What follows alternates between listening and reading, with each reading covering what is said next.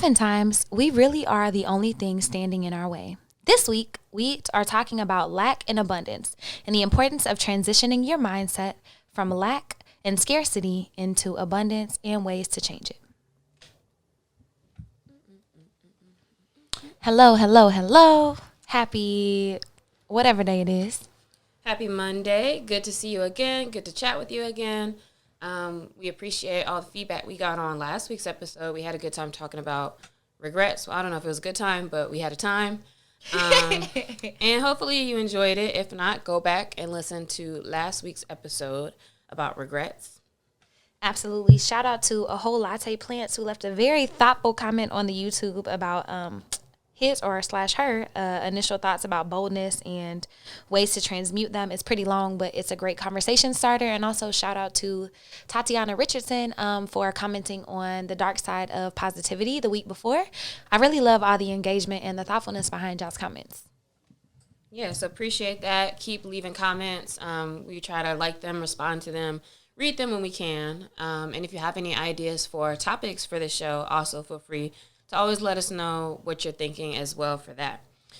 So this week, as Carlie alluded already, we are talking about abundance. We're talking about abundance. We're talking about abundance and scarcity mindset. I think that's something that if you listen to or read a lot of self-help type stuff, you hear that a lot.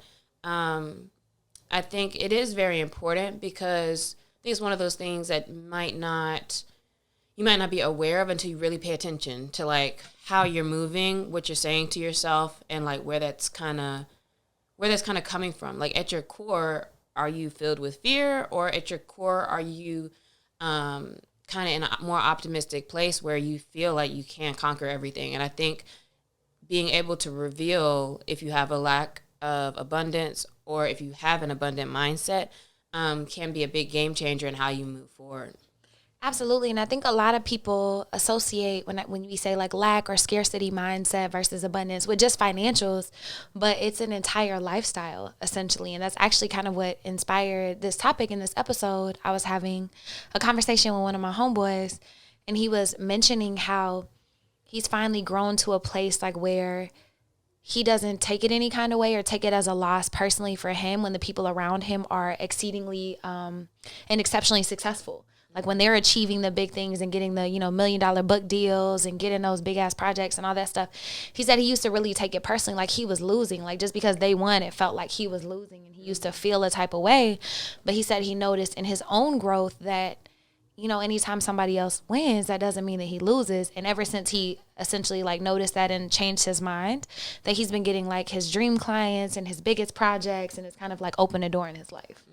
So is that reflective of a scarcity mindset? And if so, how? Absolutely. I think that if you are not able to be happy for other people whenever they're being successful, that could be an indicator of a scarcity mindset in the sense of like success is a pie or money is a pie. Like, if somebody wins, then that's less for me to win. And then it becomes competitive instead of just looking at it like, oh, that's dope. They're elevating. We can all elevate. Look what I can do. It kind of just depends on the way you're looking at it. And so he was definitely looking at it in a scarcity mindset. Yeah. And I think to your point, a lot of times we do think about scarcity mindset as far as like money, or at least that's perhaps an easier way to think about it.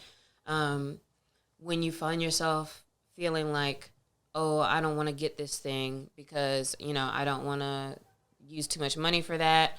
And sometimes there's smart decisions and there's decisions that come from scarcity mindset too. So I actually will want to hear what's your thoughts on that. But let's say if we're talking about, especially if it's investing in yourself or in your business, right? I think that's really where you can tell versus, I'm not saying like, oh, should I just, spend $1,000 on this plane ticket today? But sometimes it's like, here's a seminar.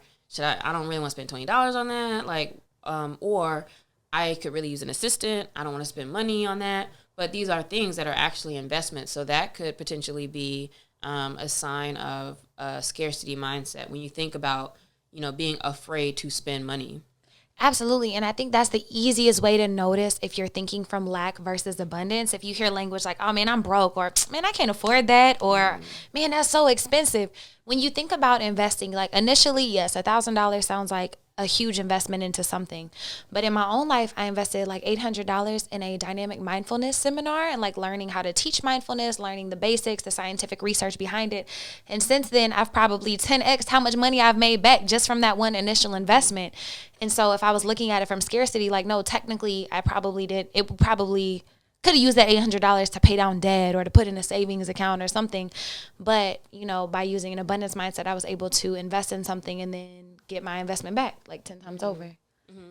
And I also think it's important to mention that you can have a lot of things, money, be abundant with material things, whatever, and still have a scarcity mindset. I don't necessarily think it's something that's reflective of where you really are in your life or with your finances or whatever it may be.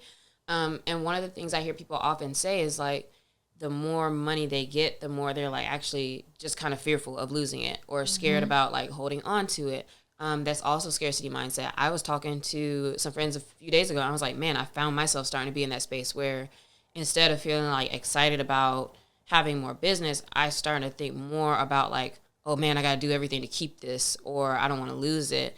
And so I do see how easily you can even slip back into that mindset or be in that space, even when you have the things or when you're taken care of, right? So it may have been that having $10 in my account, I was like stressed out. And you can be just as stressed out having $10,000 in your account. And it's just so funny how that can happen when you have so much more, and yet it's really all reflective of your mindset. Do you feel like you have an abundant mindset now? I think it would be on a scale. And I think I'm not all the way down on scarcity. I'm probably not at 100% like feeling abundant. But I do recognize that when I'm like really feeling like my best, my clearest and all that mentally, I am in a space of feeling like grateful, feeling like, oh yeah, I can get anything I want, or, you know, and I think sometimes you might just feel less confident or have a little bit less esteem. And that could be from hormones to like whatever going on, right? So I think it kind of can go back and forth sometimes to where it's just a matter of really being conscious of where you are and either recognizing, like sometimes I'll be like, you know what, like I know I'm kind of thinking about it the wrong way. What can I do to kind of get out of that? But at least I'll recognize it.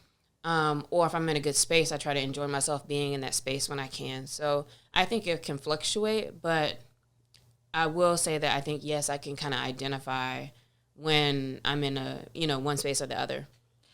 What are some of the like monikers or the telltale signs for you that you've slipped back into that, you know, lack mindset? Like you just mentioned one, like you're getting scared of losing something as opposed to being exciting. What are some other ones that you notice in yourself? I think it's when I feel emotions of fear in general, right? Because it's also, let's say we've been talking about money. This can all be very true of relationships in the same way, where it's like if you're starting to be worried about like what are they doing, who are they talking to, things like that, that can be kind of coming from a scarcity mindset or scarcity mindset of like you may not feel like enough. I think that's also reflective of that. And so I think it's always emotion based, right? If I'm feeling worried about something, if I'm feeling afraid of something, then that means I'm basically coming from that space. Because I don't ever see how if you're really feeling happy or grateful about a thing, you can't also be scared at the same time. So I think that's what is kind of the notifier, is feeling those emotions. Absolutely. I was about to say the like not feeling enough or being scared of change or, you know, what if this doesn't work out? I feel like another one is like always kind of waiting for the other shoe to drop. Like, oh, this is good, but just waiting for it to be bad. Feeling stingy, like with your time and energy, could also be a sign that you're in a lack or a scarcity mentality. Like, I don't have time for that. I always, you know, like you sound like the rabbit on Alice in Wonderland. Like you always got to be somewhere. You don't have time for your friends or time for things that are important to you. So just kind of looking at all of those signs in your life and in those situations. Yeah, and with that last thing, for example, I can tell you like I'm a super abundant place with that. Like I just added another activity to my weekly, like my week-to-week routine. And so I've added in so many things. Like I go to a workout 3 times a week. I do see my friends multiple times a week. I do still watch like a couple hours of Netflix every day. And I am doing like 10 to 13 hours sometimes of work every day. So like somehow it's like the more things I put on my schedule, the more I just get done more efficiently. But I also am scheduling and having time for other things. So that's been very interesting, and something that's been very different lately is that I recognize like, oh, I can't do anything. So like the other day when I was thinking about another hobby I wanted to do, I just looked at my schedule and was like, oh, I could fit it this time, and I just did it. So I know like I can do whatever I want to do with my time. It's just a matter of being intentional about it. And now just knowing like, all right, you have less time to waste on getting certain things done, but it just allows me to be more effective. And I think that that's such a beautiful place to be in, and it takes a lot of work. Like getting over a scarcity mindset or a lack mentality is not easy because, if you grow up without having money, or if you grow up around parents who are super stressed all the time about time and money management and all of those things, like it's really easy to adopt those habits, especially in this capitalistic society that we live in. But it's getting out of that victim mentality, like focusing on all the negatives and on all the limitations that you have, and kind of opening your mind up to the positives and the things that you can do. I like that you say, I can do anything I want to, and I have to still be efficient with my time because I still got to get shit done. Mm-hmm. Yeah, it just makes me do better. I don't know. The more I do what I want to do, I guess I'm more accountable to time with certain other things. So I don't know. Somehow it works. I'm not like abandoning anything by adding more to it. And then with other things, you just have to be more thoughtful as far as like planning like maybe a trip or doing something extra. It's just being thoughtful, thinking ahead, and, deciding to do something and then just figuring it out. Like, how is it going to work? And maybe not thinking so much about the how actually, but just kind of knowing that it will work and that you have that coming up. Yeah, absolutely. I think a lot of times focusing on the how is actually what messes us up because we don't necessarily know how to transition our mindset to this thing. But if we focus on what's important and on what matters and on what we can do in the moment, then it opens up, a whole new realm of possibilities. And that's kind of why I wanted to talk about this today, because I feel like it's so important that we shift our perspectives from, these limitations and all of these things that are holding us back, which is essentially just ourselves holding us back, into, things that we can do. So what would you say a scarcity mindset is holding you back from? A scarcity mindset is holding you back from new opportunities, is holding you back from new possibilities in your life. It's really holding on to this victim mentality of like, I can't do this, or I can only have this. And whenever we hold on to those things, like I only have so much time to spend, or I only have so much money, it really limits you. And if you think about the universe responds to energy. And if you walking around all day with this energy of I can't, like, money and time are not going to come freely to you. Like money doesn't want to come hang out with you if you're like, man, I'm so stretched for money. Money is so bad. All these things. It's like, really just changing our energetic perspective on all of it. Yeah, and I think it really can be an energy thing because, again, like that can be a fact of life, right? Like I do have somebody I know right now who is in a space where it's like there's so much to do and so many things going on, and I can't make space for this. I can't do that. I can't do this. And while at the same time you're like, yes, I get that. Like you really don't have that much time. It's also like, man, but to always hear you say that all the time, or, I bet if you changed how you were saying things, like potentially there could be a different perspective that you have to that. And yet it's also like something where it's not necessarily my place or like something that I can change for another person either. And it doesn't help when, like I'll say like, man, why are you complaining so much? Or like, it's because it's like good things happening, but it adds a lot more to you and more things to do, and it's stressful, and I get that. But then they'll get mad at that. So it's like, all right, do what you can do, I guess. And if that's the approach that you need to have to it, then maybe that's the approach you need to have to it. I understand that. I've been in that space before too.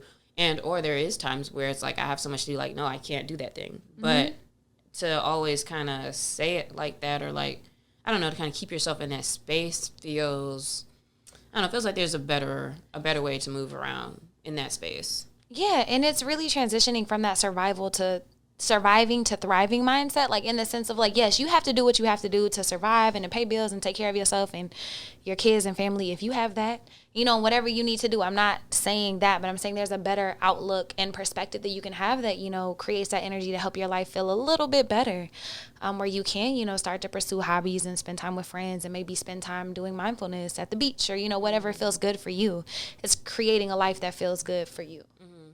And again, I think I was kind of saying this earlier, but I might be saying it a different way now. But I think it is very important to also recognize that having a scarcity mindset is not the same as like you actually not having it. Like that doesn't have to equal, if that makes sense what I'm saying. Mm-hmm. So yes, it's not. We're not talking about like our episode the other day where it's like pretending to be positive about it or pretending like everything's going to be okay.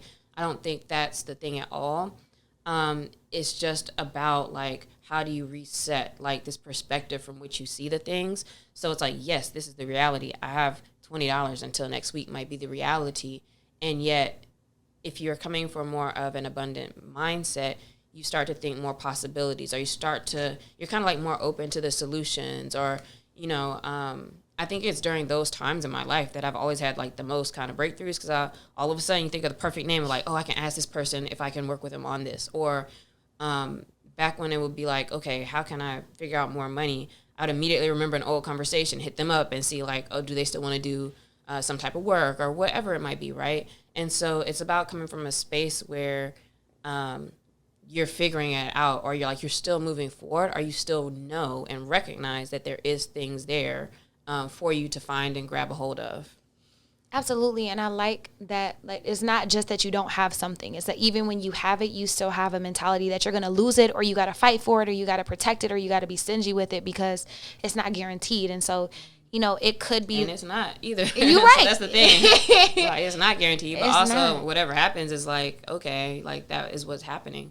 An abundance mindset says, well, maybe that's making space for something else. Or, there's just always lots of other opportunities that you can have.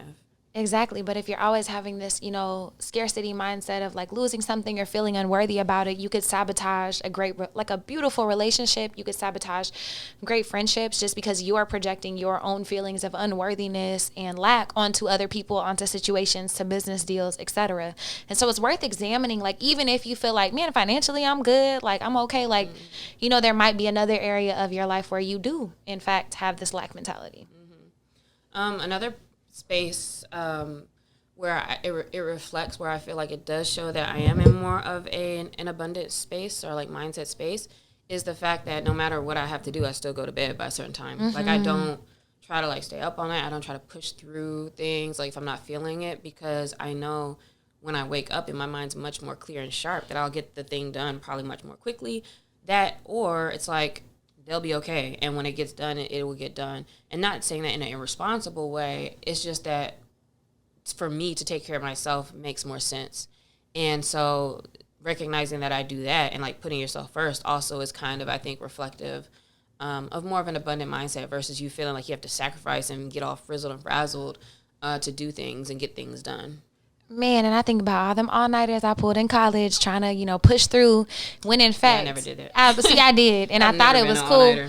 But then I got older, and I was like, this just feels dumb. Like, I feel like I'm not as intelligent, like I'm slower and all this. But then there's so much scientific research in behind, like, the state of mind that having a lack mentality or a scarcity mindset kind of puts you in, like, decreases your IQ, helps erode your confidence, and just doesn't allow you to show up as your best self in situations.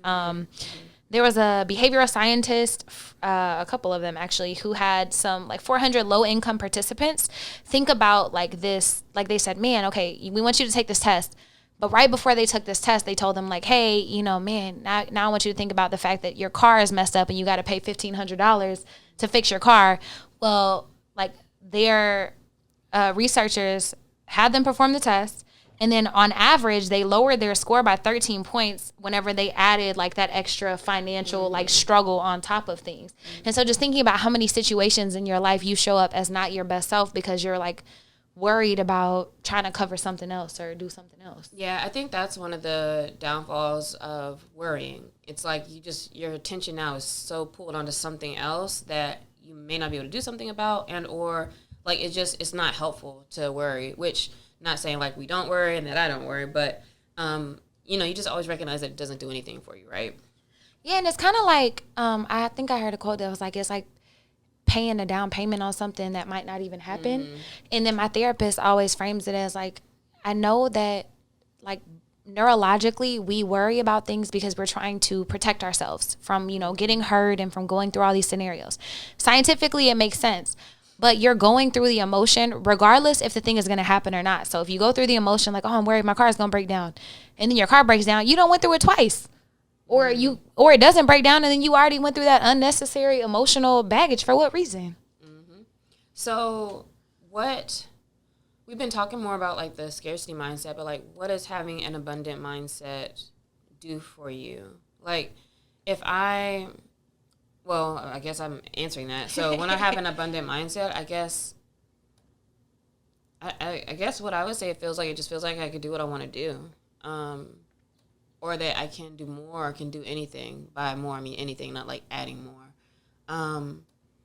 Yeah, maybe you feel like less, or rather more unstoppable. You feel, yeah, you don't feel like held back.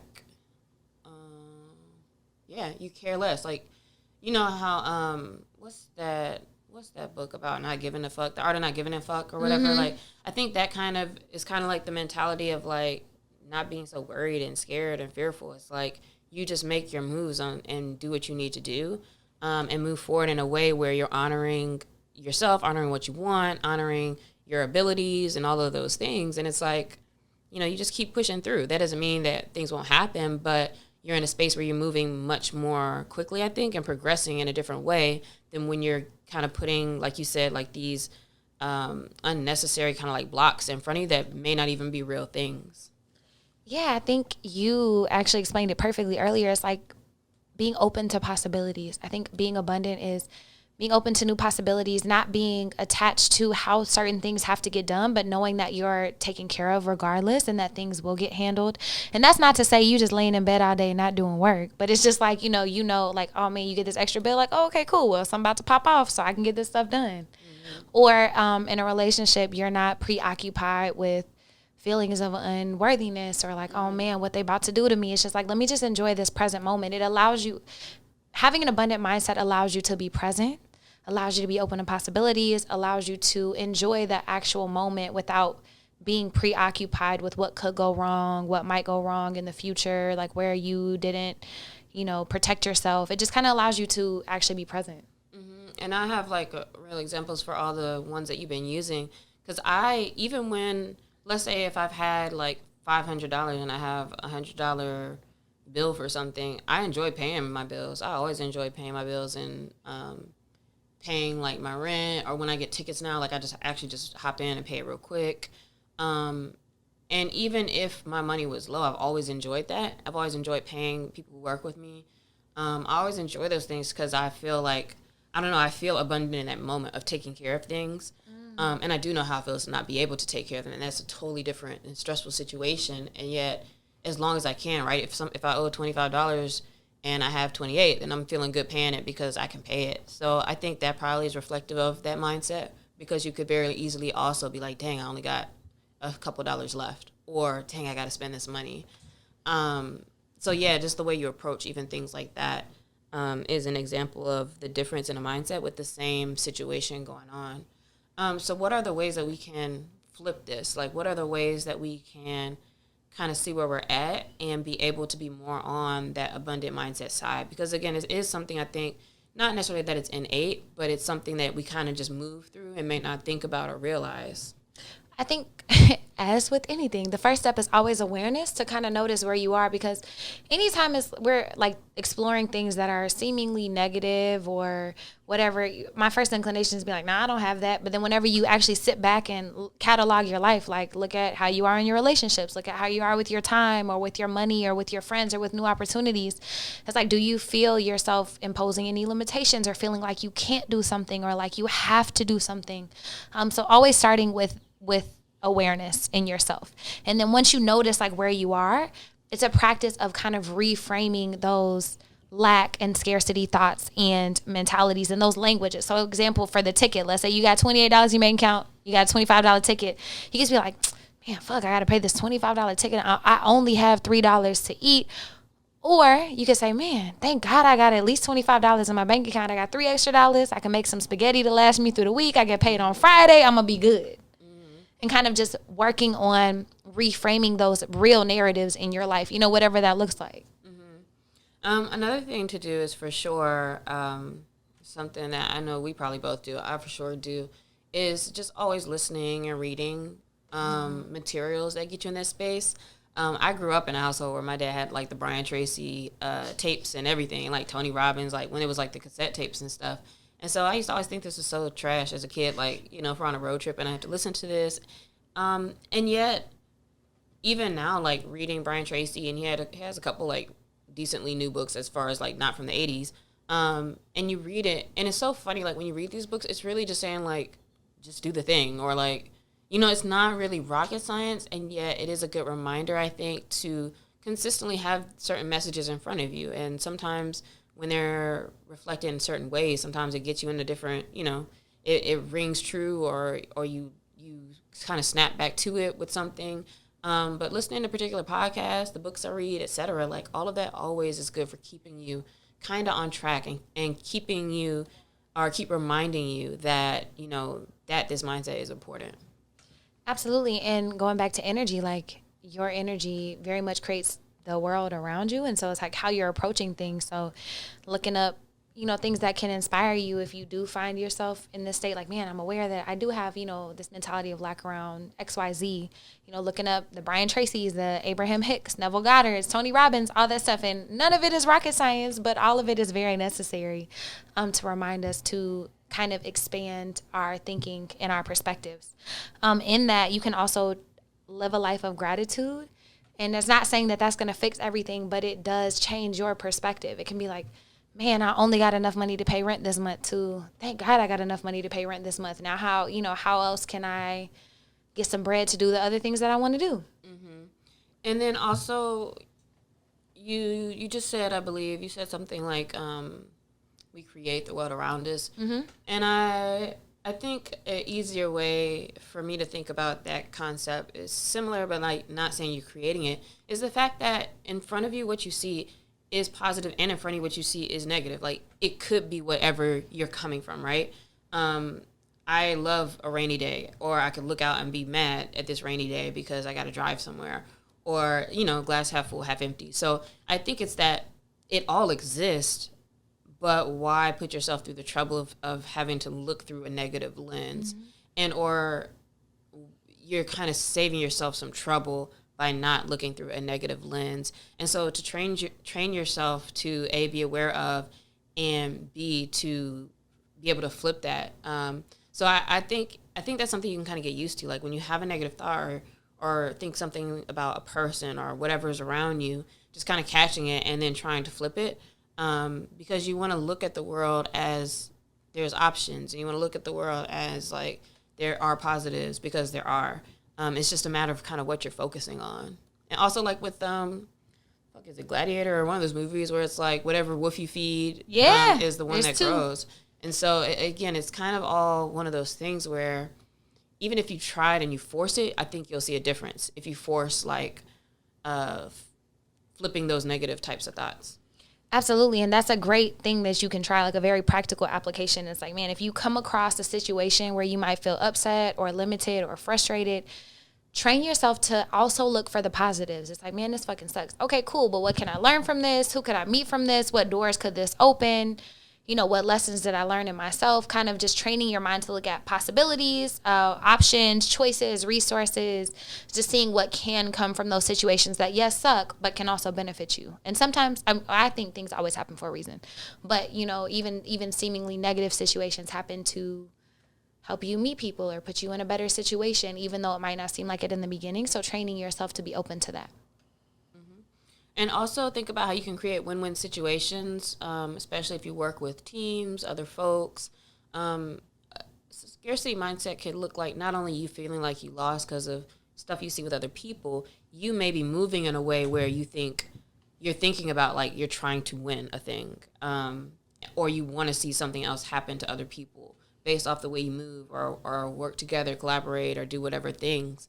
And I think to look at it as being on the same team or with whoever you're working with or whatever things you're doing as you move through your day is, okay, how are we all doing good? And I think moving from a space like that reminds you that we can all be good, like we can all be winning, and that it doesn't have to be that I'm trying to grab for things or I have to push you down to get something.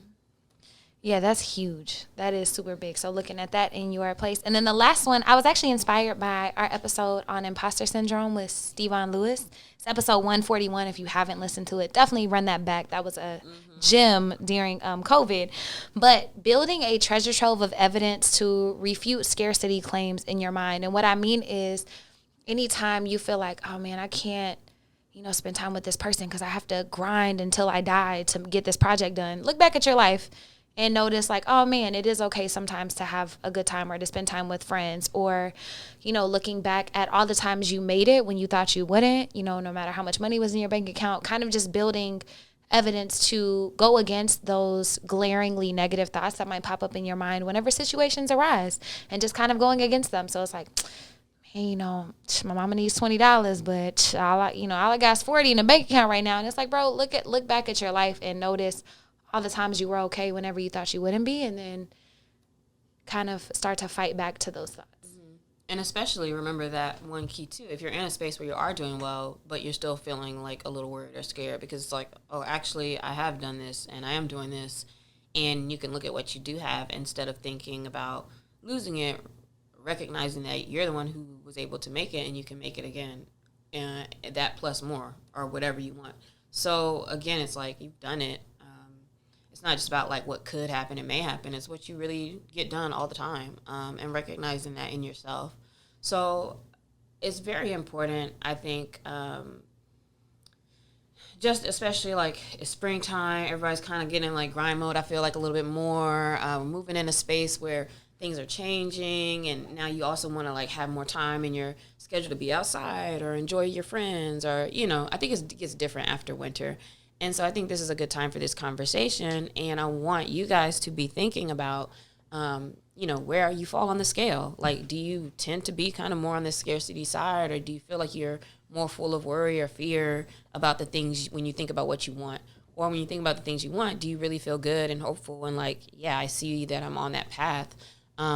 Think about where that is, and then which of these tips you make and use to get more on that abundant side of the scale. Absolutely. And it's a lifelong practice. Like, I don't think you just wake up one day like, man, I'm abundant and I'm good. That would be nice. And hopefully I do wake up one day like that. But if it's not, just, you know, being kind to yourself through the process, and remembering it's a practice to change your mindset on a lot of these things. And a lot of these feelings are two sides of the same coin. Like, excited and anxious are two sides of the same coin. And it's just, how can you change your perspective to be more excited or be more open, as opposed to fearful? And so, yeah, hit us at Carlie's Couch. Let us know how you're feeling about, you know, abundance and lack and scarcity, what you learned from the episode, what your thoughts are around it. I would love to hear some of y'all's conversation, because y'all really be having, like, thoughtful comments on this stuff. Mm-hmm. And then this week, we want to shout out Bryan Proctor, who is the founder of Dumas Rum. And the reason why I want to shout them out is because I got a bottle. He's actually located in the Maryland, D.C. area, so he's grown very quickly from last year. He was in like 4 shops now. I think they're in over 20-something shops. And also he has people in New Jersey, New York, and other places that want him to stock in their spaces as well. But I wanted to shout them out because I got a bottle, and then we did a tasting with him the other day, and it was so smooth, y'all. Like, I was sitting here like, you know, you listen to people hype their stuff up, and you're like, oh, okay, cool. But it's a rum that's 14 years aged, and so it's supposed to kind of give like almost the feel of like a cognac or whiskey. And yet when you drink it, like, it doesn't leave like any alcohol taste really in your mouth. It has a very good molasses flavor, but it doesn't leave like that sugary flavor in your mouth either. It's really good, really smooth. So ever since then, I've had like everybody trying to taste it, and have gotten onto it as well. So shout out to Dumas for having a really good product, and can't wait to see how the brand continues to grow. Where can people find them? You can go to probably dumasrum.com. I'll have to put it in the link, because I think there's some other words like in the site and in their Instagram and all that stuff. But I'll definitely put the website in the notes. And if you want to try it, I think they do ship to most states. Some states have different like politics around alcohol, but most places I think you can get it. Shoot, I'm trying to get some shipped to LA. And then we always end with the question of the week. And this week's question of the week is, Alexia, what are the top 3 qualities you admire in others? You go ahead first. What? Or just, well, you got to say 3 different things. Yeah, so, I got you. The top 3 qualities that I admire in others, one, I would say is people who can be who they are or be themselves, when you can tell that they're okay being a little weird or off, or, you know, going against the grain. Another quality that I admire about folks is tenacity. And then a third thing that I admire, I would say is a top quality that I admire is the ability to be a people person, where the folks who can just like be charming and talk to people and everybody loves talking to them. I think those are 3 very important qualities, and those are qualities that I admire. Nice. Those are all very admirable qualities. I think my top 3 are, I would say, creativity. Like, I really just love artists in all forms. People just who kind of are amped about their own stuff and want to design it and want to do it, and are following their passion. So maybe that's all encompassing with both of those things. Another one are people that are always willing to grow and are okay being wrong. Like, it's okay to not know the answers. It's okay to be wrong, but are always seeking to be a better version of themselves. I think is a better way to put that. Are always, seeking to grow and be a better version of themselves. And then the third one is kindness. Not niceness, not just to make people feel good, but people who are really kind, who might say the difficult thing even if it hurts people's feelings, but not in a way to intentionally hurt people's feelings, but they're actually just really kind and thoughtful of other people. Those are good. So think about also all of you guys, what 3 qualities would you admire in other folks? And then I would challenge you to think about where you fall with those 3 things as well. Sometimes I think we admire and get close to other people for having those qualities that we wish we had, or think that we wish we had or don't have. But I think truly they should be reflections of the things that you're trying to do with yourself as well. So think about that, and we hope you got something out of the episode this week. Let us know. Hit us up, carliescouch.com, all the places for posts and comments, etc. And we will see you next week. Have a good week, y'all.